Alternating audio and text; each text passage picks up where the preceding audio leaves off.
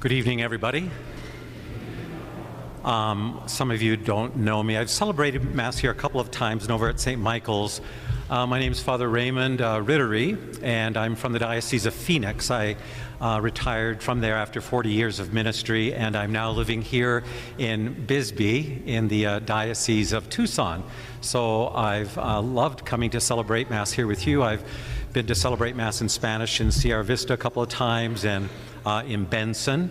And so off and on I shall see you, and I'm pleased that I'm able to teach you a little Finnish as well. Some of you might know how to say hello and goodbye in Finnish. My grandparents were from Finland. I'm a Finnish Canadian. I'm originally from Canada, from Ontario. So are there any Canadians out there? I don't know. Not this time of year. Well, they'll be much warmer than where I'm from, that's for sure.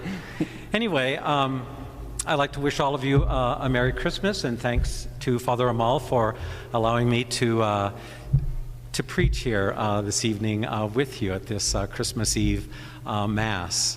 So Merry Christmas, Feliz Navidad a todos, and I shall say to you what my father drilled into my mind and the mind of my brother every Christmas. Before we opened up our Christmas presents, my father would say, "So, Richard, Raymond, what are you going to say to me before you open your presents?" "Oh, Dad, do we really have to?" "Yes, if you want to open up your presents." And we'd say, "Hyvä joulua, joulunalista uutta vuotta, Papa." Merry Christmas and Happy New Year in Finnish. So now you can spout that out however you want to. My father used to say, "Raymond, the Finnish language is drunk on vowels, double I's, double E's, double O's, double U's." So, the Holy Family, Mary, Jesus, and Joseph, did not remain in Bethlehem very long after the birth of Jesus. They were soon forced to flee to Egypt when Herod, Rome's puppet king in Judea, ordered the execution of every first male born in the land. Herod would have no competition for power, and so Jesus, Mary, and Joseph became refugees. They were a family on the run. Outcasts, I think, and refugees are what the first Christmas really is all about. At its core, the Christmas story we celebrate was quite radical and also quite violent, the time of the land, the time there.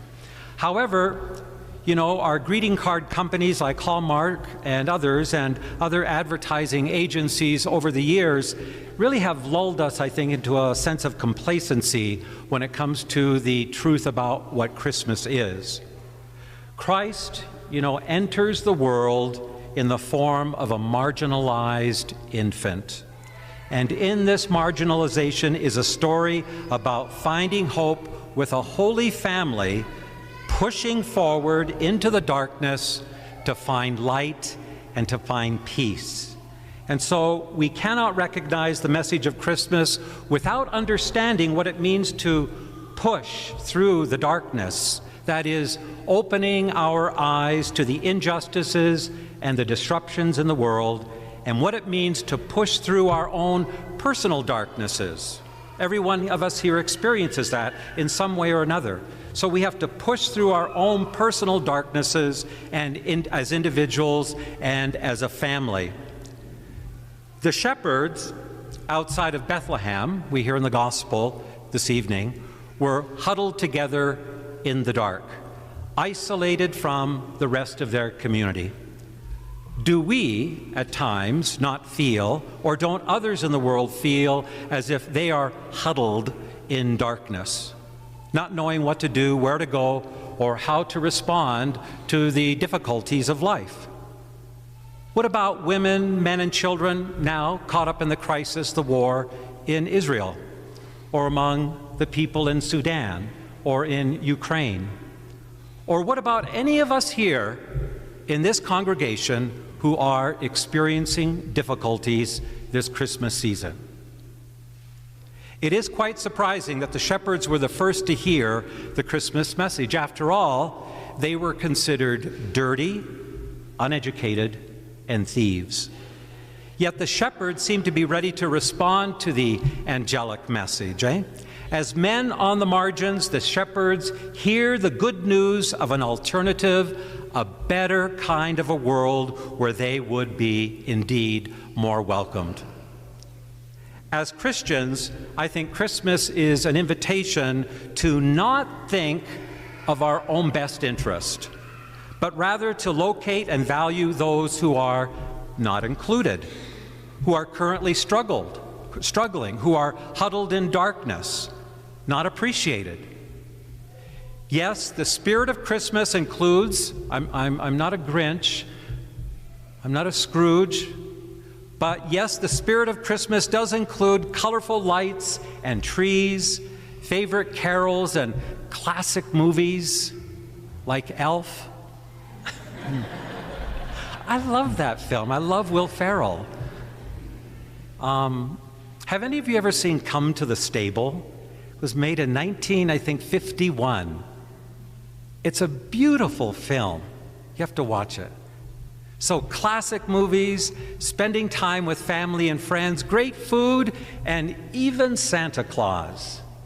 As my father would say, who's going to play Joulupukki? Now you know Santa Claus in Finnish, Joulupukki. But the spirit of Christmas also and I also have to mention, about great food. I mean, I work predominantly in Spanish-speaking parishes, and so tamales were the gift I received that the other priests in the parish would receive every year. I remember at St. Matthew's in Phoenix, I met a lady here just in the neighboring parish at St. Gregory's. We would always receive tons of tamales. I could eat those things. They'd go into the freezer, and I'd have them until July practically. And I was lucky because in my second assignment at St. Mary's in Chandler, I was stationed with two Dutch priests. One was old enough to be my dad, the other my grandfather. They both went through World War II, and they didn't like tamales. I thought, that's fine, that's okay. My sister-in-law, who is Hispanic, was in the medical field, and she used to take orders for making tamales in the Christmas season. One year she made 112 dozen of those things. My brother, this white guy, knows how to make masa. So anyway, we as Christians, we're called to reject the darkness that we see in the world around us. The Christ child asks us to reject the darkness. So it's the darkness of war and prejudice and racism, fear-mongering. We reject the darkness of religious and political extremism that can divide us. We reject the darkness of gossip and greed that really does destroy people's lives. We reject the darkness of homophobia and sexism. We reject the darkness of scapegoating, that is, blaming others for our problems because they just don't look like us. They don't worship like us, for whatever reason. When we reject the darkness and make the conscious decision then to love our neighbors, the person that we would want to ignore, that is how we make room at the inn for the Christ child, who is present in those whom we are told to exclude. St. Vincent de Paul here in this parish is quite active. They push the darkness out so that they can better serve those who are most in need.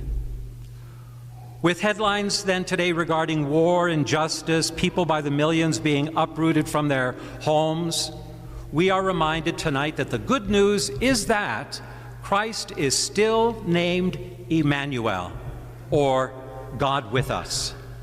That reminder should give us hope so that we are able to renew our faith tonight and reject our stubborn, self-centered behavior as individuals or as a society. I suppose that's my favorite description of God, Emmanuel. God with me, with Raymond, God with each and every one of you here tonight, as Father Amal even said at the beginning of Mass. It is okay for us to be human, to stumble around and fall as we push forward through our darkness, but what seems to be most difficult for us as human beings, even as God is with us, is the mighty and insatiable desire to hold tight onto our personal darknesses that cause us to sin. If we are respected and forgiven by God with us, Emmanuel, whom we come to adore tonight, we are required to pay that respect and forgiveness forward to others. If we've known the love of God with us, Emmanuel, we will pay that love forward. If the justice of God with us is ours, we will pay it forward, working with others to secure their right to justice.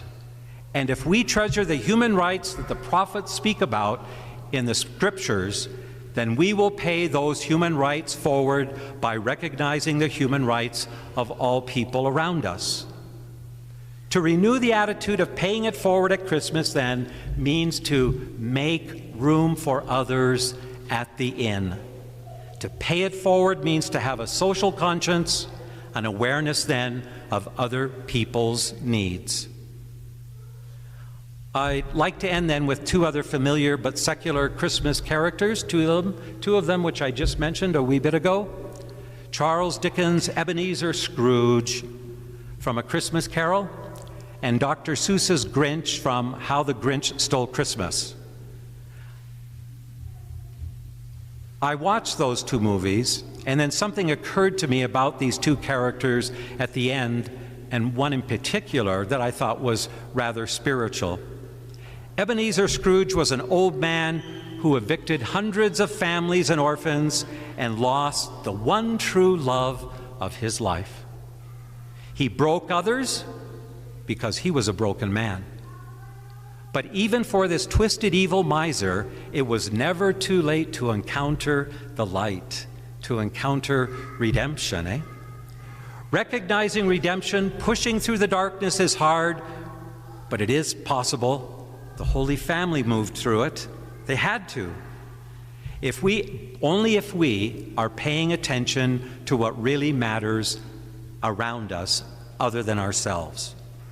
Scrooge and the Grinch, if you've ever seen the original movie, by the way, you know that he found his heart, this glorious, huge heart, recognized redemption, and they were redeemed in the last chapters of their lives. I suppose then, as I look at the manger scene in the church, I pray that I am a Scrooge in the eyes of the Christ child. Because I'm not wanting to live my life the way I might have lived it in the first chapters of my life, but I'm trying to move through and push away at the darkness and live a more redeemed life as I move on in age, So I'm hoping the Christ child looks at me in that way.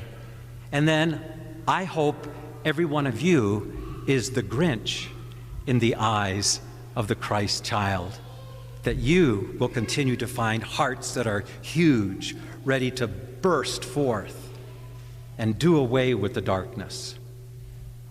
And I hope, and this is important, I hope our grandchildren and your children and our grandchildren turn out to be like what character? Well, little Cindy Lou Who from Whoville in How the Grinch Stole Christmas, of course. She accepted the adult Scrooges and Grinches for who they would become rather than who they were in their darkness. Is that not a marvelous Christmas present on our part to give and to accept from others?